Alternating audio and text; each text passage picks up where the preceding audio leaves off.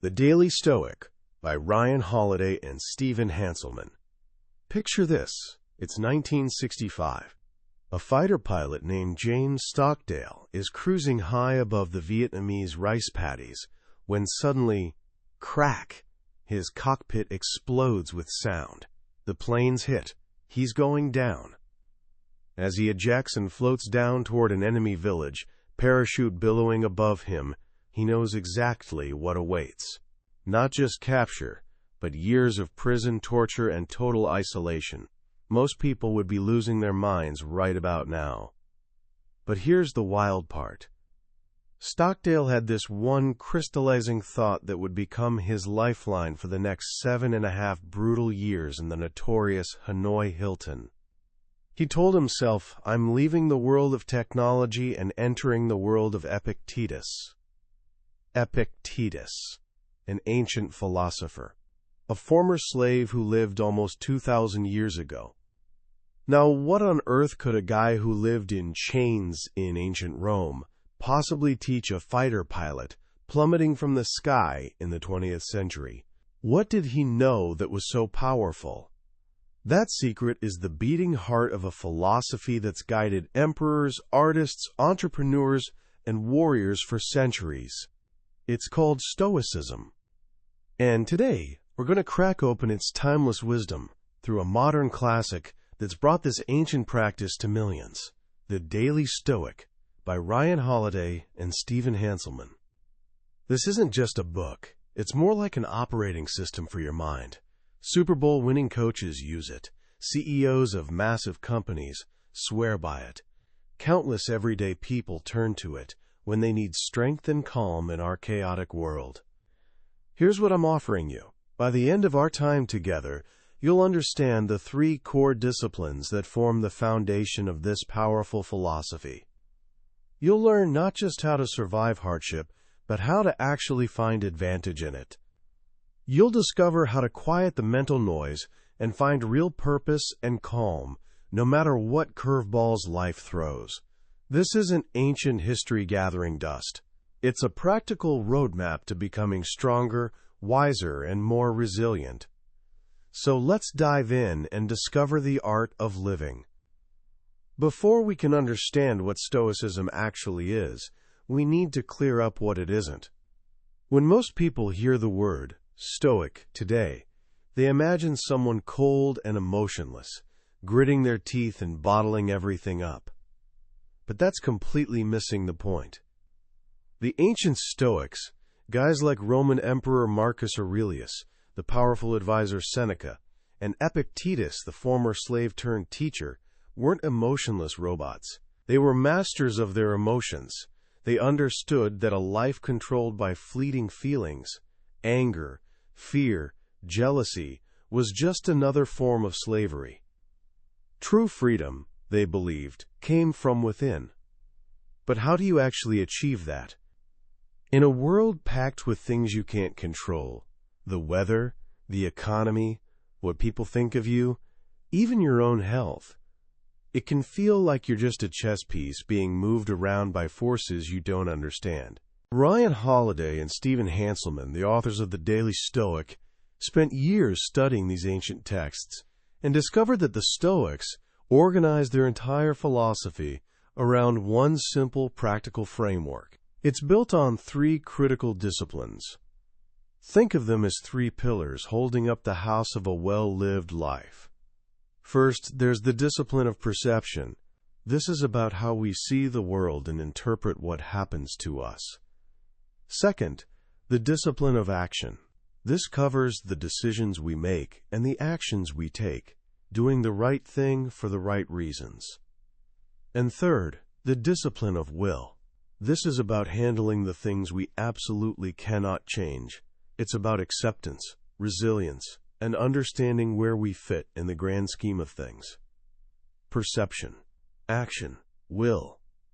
That's the whole system, and our journey today will follow exactly that path.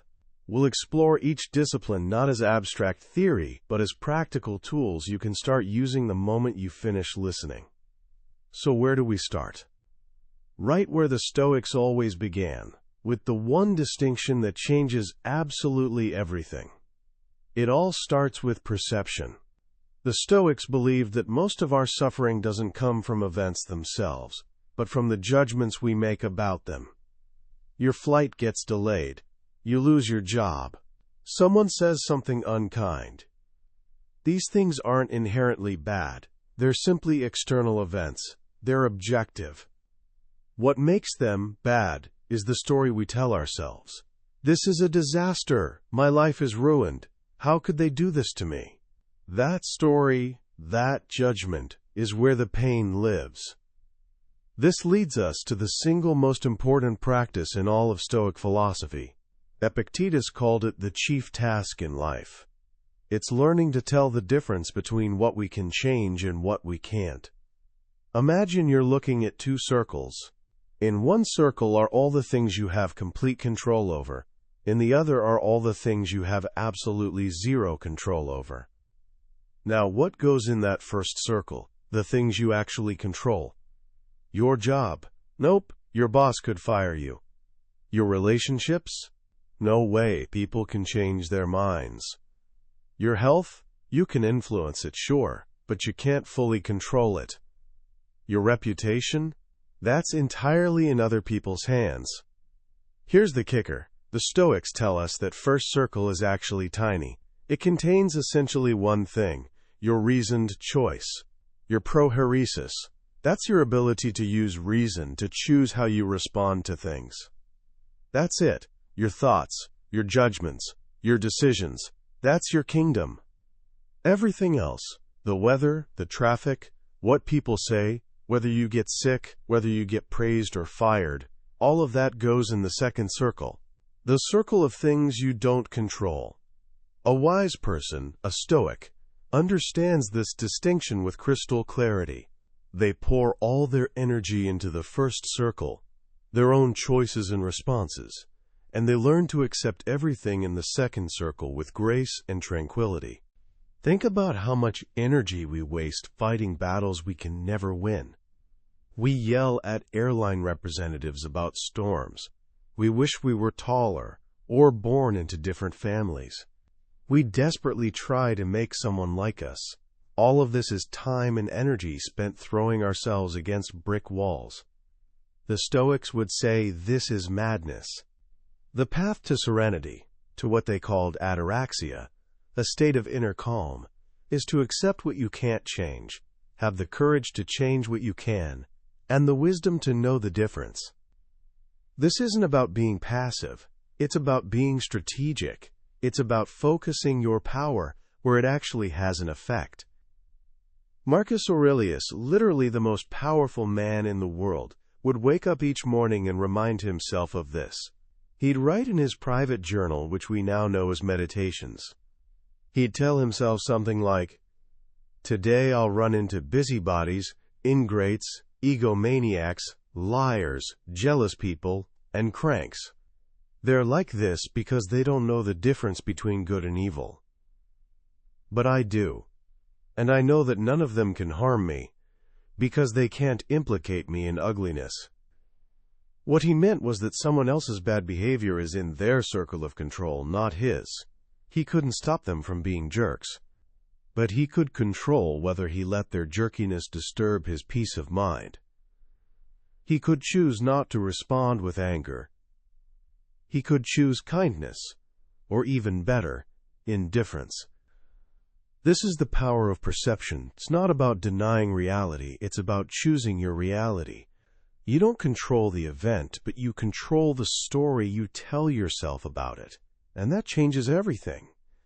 The Stoics had a powerful exercise for this. They'd practice seeing things with what they called objective representation. They'd strip away the emotional language and just state the facts. Is your son sick? The fact is, he has a fever. The story you're adding is, what if he has a terrible disease? What if he dies? Marcus Aurelius would advise himself to stick to the facts. My son is sick. That's it. Don't add anything else. Don't tell yourself horror stories. That fancy wine you're impressed with, It's just fermented grape juice. That expensive robe, just sheep's wool dyed with shellfish blood. That act of sex you crave, just the rubbing of body parts and a brief spasm. This might sound cynical, but it's not. It's a tool for clarity. It's about breaking the spell that our desires and fears cast over us. It's about seeing things as they truly are, not as our emotions paint them. By mastering our perceptions and focusing only on what we can control, we build what the Stoics called an inner citadel, a fortress inside our minds that no external event, no matter how terrible, can ever breach. Stuff cannot touch the soul. That's the first discipline. It's the foundation for everything else. Because once you can see the world with clarity, you're ready to act in it with purpose. Which brings us to the second pillar, the discipline of action. Knowing the right thing to do is one thing. Actually doing it, that's something else entirely. The discipline of action is about closing that gap. It's about taking our clear perceptions and turning them into effective, virtuous action in the real world. For the Stoics, this wasn't about grand, heroic gestures.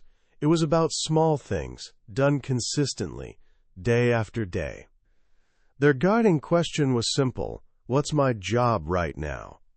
And the answer, in any situation, was always rooted in virtue. The four cardinal virtues of Stoicism were wisdom, justice, courage, and temperance, which is basically self-control. Every situation, every moment was an opportunity to practice one of these. Dealing with a difficult person? Your job is to practice patience and kindness, temperance and justice. Facing a scary decision?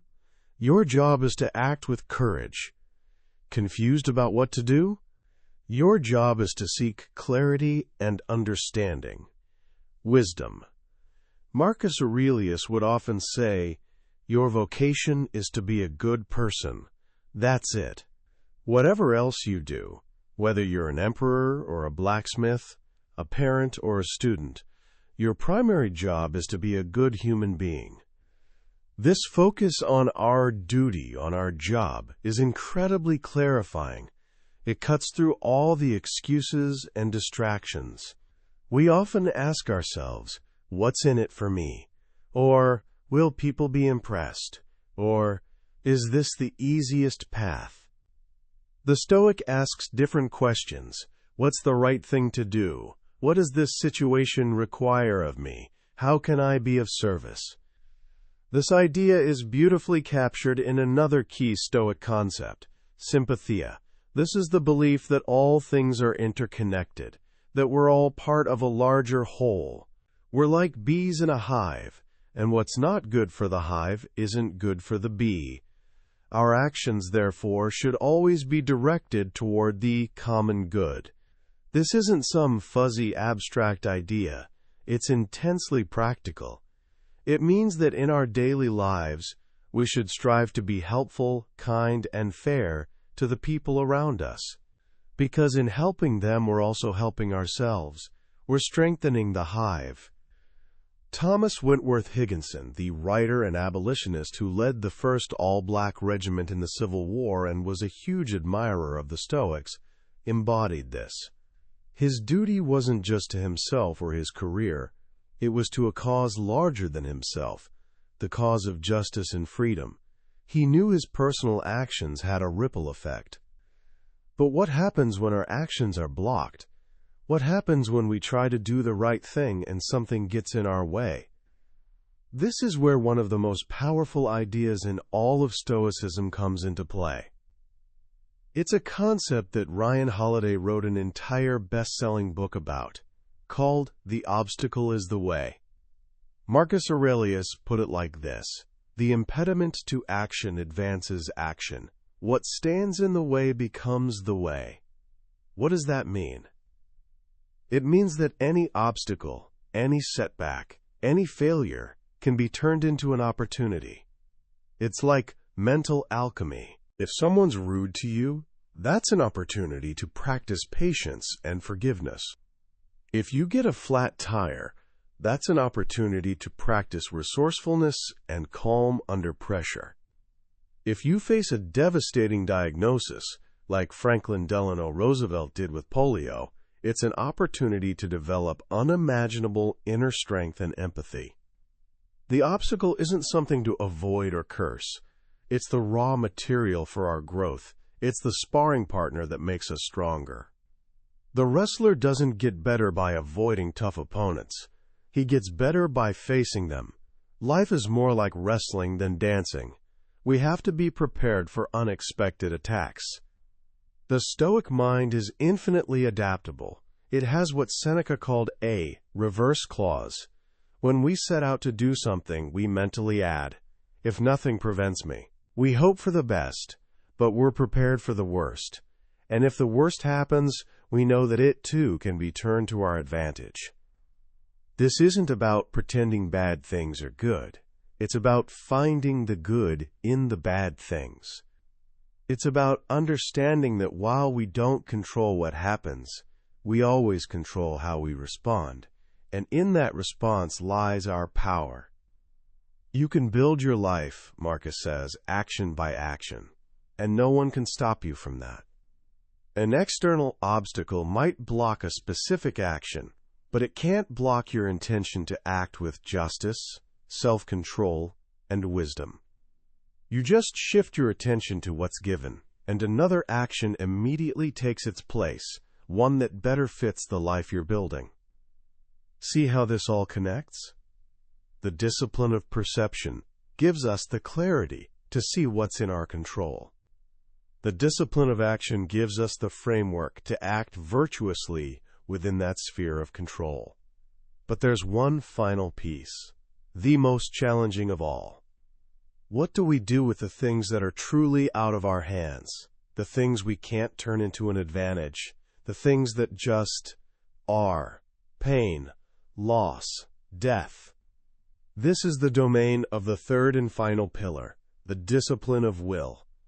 The discipline of will is our fortress for the things we cannot change. It's our training in resilience, fortitude, and acceptance. It's perhaps the most difficult and most profound of the three disciplines. It begins with a simple, humbling acknowledgement. We're not in charge of the universe. There's a larger order, a grand design. The Stoics called it the Logos, and we're just a small part of it. Think of yourself as a dog on a leash attached to a moving cart. The cart is fate, destiny, the will of the universe. You've got some slack in the leash. You can sniff around, walk at your own pace for a bit. But ultimately, the cart is going where it's going. You have a choice. You can trot along happily, or you can be painfully dragged. The Stoic chooses to trot along happily. This isn't fatalism. It's not about giving up. It's about surrendering to what is, so that you have the strength to deal with it. The great German writer Goethe, another admirer of the Stoics, said we must learn to stand in entrenched necessity. We must build our lives on the bedrock of reality, not on the shifting sands of our wishes. This acceptance is captured in a powerful Latin phrase that the philosopher Nietzsche would later champion, amor fati, a love of fate. It's not just about accepting what happens, it's about loving it. It's about seeing everything that happens in your life, the good, the bad, the ugly, as necessary and essential. It's about understanding that if you were to remove any single event from your past, you wouldn't be the person you are today. So you don't just tolerate it, you embrace it, you're grateful for it. You wish for things to happen as they do, and your life will go well. This is a radical idea. It means that when you face a setback, you don't say, "Why me?" You say, "This too is part of my path. I will love this." How do we cultivate this kind of strength? The Stoics had a practice for it. It's called premeditatio malorum, the premeditation of evils. This sounds dark, but it's actually a tool for resilience and appreciation. Each morning, you take a moment to imagine the things that could go wrong in your day. You could get stuck in traffic. Your boss could yell at you. You could get sick. You could lose someone you love. You could even die. The point of this exercise isn't to be morbid, it's to do two things. First, it protects you from surprise. As Seneca said, what is unexpected is the heaviest blow. If you've already thought about the possibility of something happening, it loses its power to shock and crush you when it does. You've rehearsed for it. Second, it makes you incredibly grateful for what you have right now. After you've spent a moment contemplating the loss of your health, your job, your loved ones, how much more do you appreciate them? How much more precious does this present moment become? You go about your day not taking anything for granted. Every moment becomes a gift. And this brings us to the ultimate premeditation, memento mori. Remember, you will die. This is the great secret that gives life its meaning.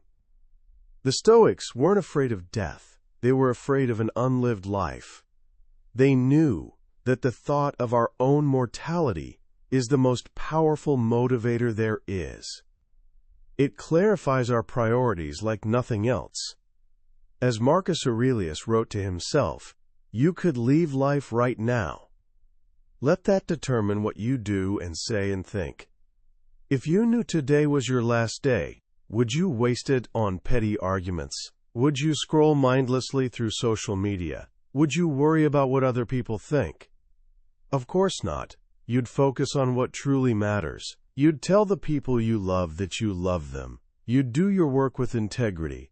You'd savor the simple beauty of being alive.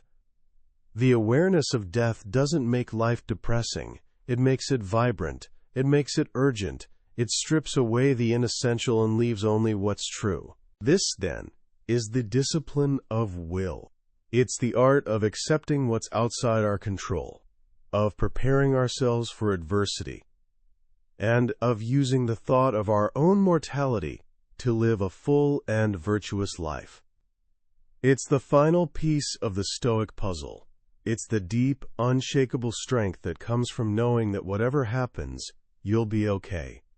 Because you have your inner citadel, you have your reasoned choice, and you have the will to endure, to accept, and even to love, whatever fate may bring. So there we have it, the three disciplines of the Stoic life. Perception, to see things clearly for what they are. Action, to act with virtue and for the common good. Will, to accept and love what we cannot change. The beauty of this framework, and the reason the Daily Stoic has resonated so deeply, is its practicality. This isn't a philosophy you just think about. It's a philosophy you do, every single day. The book is structured as 366 meditations, one for each day of the year. This is by design. The Stoics were pioneers of the morning and evening ritual. In the morning, they'd prepare for the day ahead. They'd remind themselves of their principles. They'd practice that premeditatio malorum, thinking about the challenges they might face. In the evening, they'd review their day. Seneca described this practice in a letter to his brother. He'd ask himself, what bad habit did I curb today? How am I better? Were my actions just? What could I improve? This is the work. It's a daily practice of self-examination and self-improvement. It's not about achieving perfection. The Stoics knew that the perfect sage was an ideal, not a reality. It's about making progress, little by little, day by day, brick by boring brick. It's about showing up. Showing up for your training, showing up for your duty, showing up for life. And that's the final, and perhaps most important, lesson. This journey is a marathon, not a sprint. You'll have days when you forget your principles. You'll get angry. You'll be fearful. You'll desire things outside of your control. And that's okay. Marcus Aurelius, even late in his life, was still writing these reminders to himself. He was still struggling. He was still a work in progress. And so are we. When you stumble, when you lose your composure, the key is to get back to the rhythm as quickly as possible, to return to your principles, to remember what your job is, to be a good person. That is the art of living. A quiet, steady, resilient pursuit of virtue day after day until our time is up. When you step back and look at the world we live in today, the constant noise, the endless distractions, the pressure to always want more, it's easy to feel overwhelmed. It's easy to feel like our happiness is always just around the corner, waiting for us after the next promotion, the next purchase, the next. The wisdom of the Stoics offers a powerful antidote. It's a call to turn inward. It tells us that the peace and freedom we seek aren't out there in the world of external things.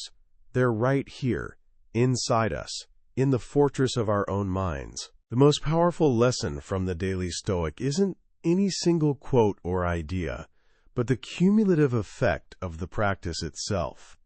It's the realization that you have more power than you think. You have the power to choose your response.